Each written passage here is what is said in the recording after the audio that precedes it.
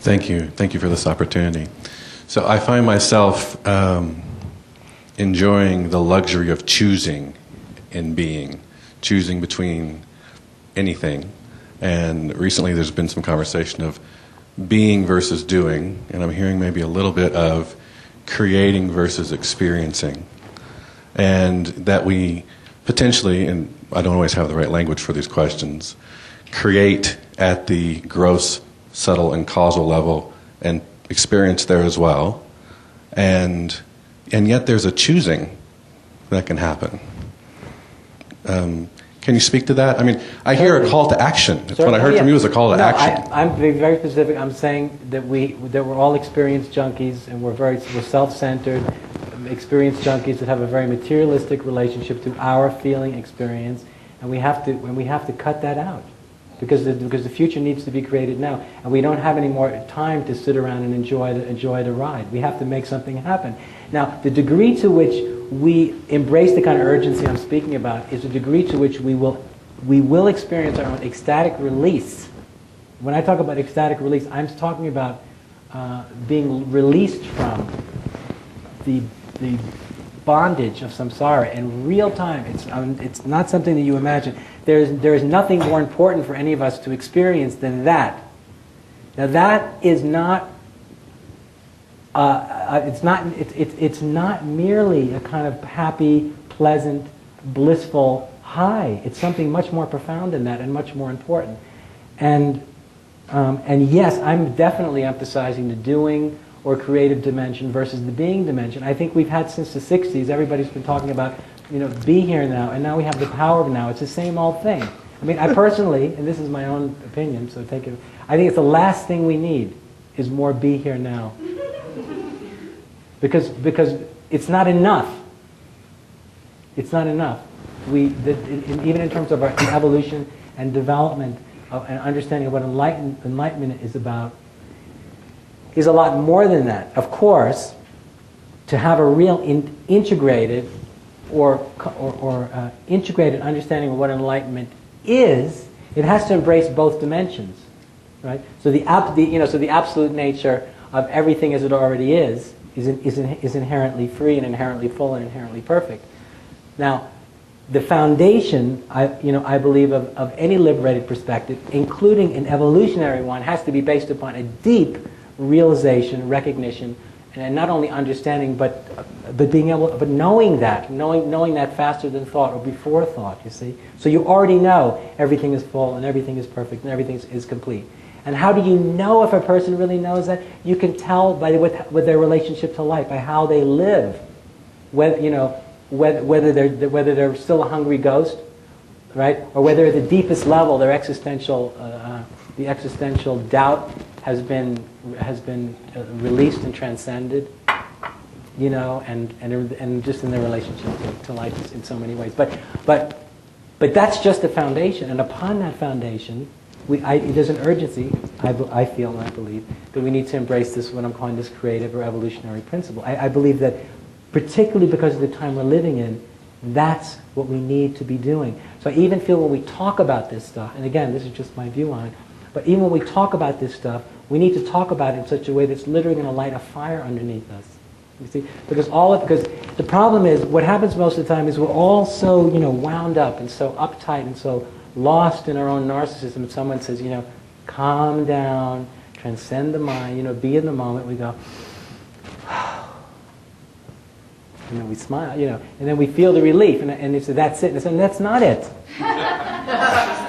That's just, all we're feeling is some release from our kind of narcissistic self-obsession, and just relief from quote unquote the burden of existence, which is ridiculously enough how a lot of us actually feel such a burden to be alive, which is so ridiculous, because when you realize that the universe can only know itself through you and through I, it's not a burden to be alive, it's the greatest gift to be a human being, because there's only human beings that have this capacity for consciousness that we're speaking about. So it's the greatest gift and the greatest luxury to be you and I right now at this particular time, you see?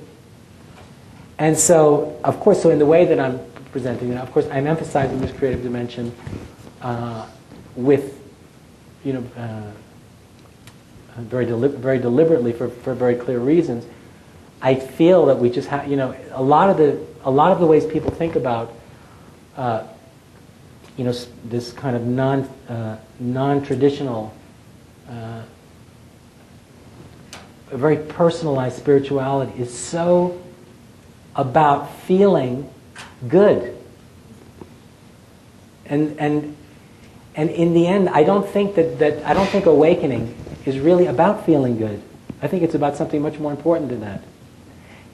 Because if you realize who you are and you begin to do the right things for the right reasons, because you have to, not even because you want to, but because you must, then there's a rightness that you feel about self and life. Okay, that's so far beyond feeling good. You might feel better than most people ever feel. And other times you might feel much worse than other people, simply because of how deeply and how profoundly you're actually engaging with the human experience. But we've got to stop thinking about just this being in the moment and feeling some peace. I mean, it's so paltry. Well, it makes me feel good to be right.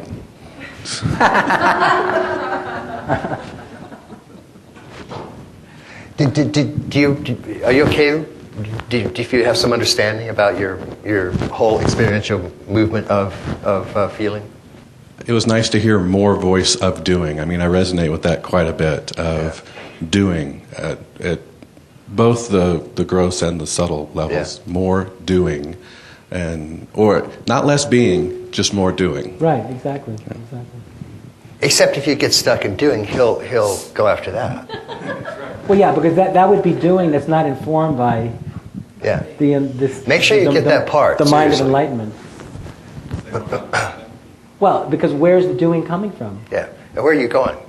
Where is the compulsion to do coming from in the self? So, I mean, and also, there are a lot of people doing great work that are not being compelled by the mind of enlightenment also. So, I mean, but we're talking about being compelled from the deepest and highest part of the self. Yes. And once again, remember that awakening to that part of ourself and being compelled by that part of ourself and being willing to respond, because it's the degree to which we're willing to respond to that compulsion is the degree to which you will experience self-liberation in that moment. You see? The spot right before that's a little scary. Well, yeah, because the spot right before that is the ego's hesitation, it's its inertia, it's its self-concern. It's the part of ourselves that we all have to get over sooner rather than later. We don't have time to, even though most of us aren't willing to give up the luxury of time, we don't have time to endlessly be here now. Yeah, it takes too long. And also end up struggling with the ambivalent. We're struggling with the ambivalence of the ego. The ego is always going to be ambivalent because look, who created the universe? God created the universe. God's the energy and intelligence behind it, the nature of which is ecstasy. So that part of you, there is no hesitation in that part of you right now. That part of you experiences that compulsion as an ecstatic obligation, and that part of you experiences no sense of hesitation whatsoever. Of you. But of course the ego is full of fear and hesitation and doubt. It's identified with the past and the way things have been and what about me and what if things change and all the rest of it. And on it will go, ad infinitum, forever. And so finally, a kind of a decision has to be made, if you can permit me for saying this, for eternity. You see, that's when you're really start playing in the big leagues. When it's not a choice you make, well, I think I'll make that choice in my life right now. You say, no. It's ultimately a choice in relationship to eternity. Because when an individual awakens in this way and they make this choice, it's not just for this lifetime. It's not just for this lifetime. Because if the choice is made absolutely and irrevocably, something happens. And that's the whole point.